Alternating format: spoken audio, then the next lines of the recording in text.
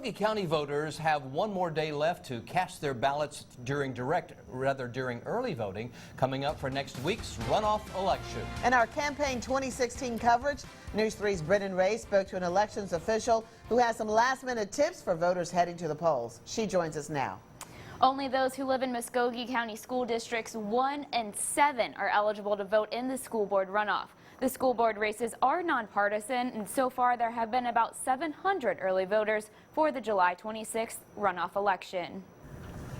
Michael Jones is taking advantage of early voting. I think it's important for a person to vote in the runoff because it is his privilege and his obligation, and also he's entitled to be, as a citizen of Muskogee County, Columbus, Georgia, he's entitled to vote. Elections technician Jeanette James says they have not had a huge early voter turnout. It's been pretty slow, but we expected that, simply because all of the precincts are not able to vote, just districts 1, 7, and then U.S. Republican House District 3. James also expects regular voting on Tuesday to be slow.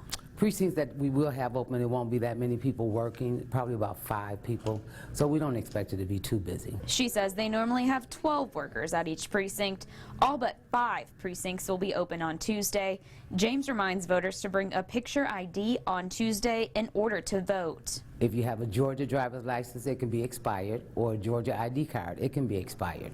So you can vote with an expired Georgia driver's license or a Georgia ID card. Jones says he votes in every election and encourages others to do the same. For those that need to vote, they need to come out and vote and express their opinion. Early voting closes Friday at 4:30 p.m. at the Citizen Services Center. Voters living in the 3rd Congressional District, also known as U.S. House District 3, are also eligible to vote in that race. Only voters living in this district who voted Republican or did not vote in the May 24th election will be allowed to vote in the congressional race. Phil. All right, thank you, Brennan. James says the first thing people should do if they have any questions is to call the elections office. That phone number, 706-653-4392. And if you aren't sure, they can let you know if you live in school board districts 1 or 7 or the 3rd Congressional District.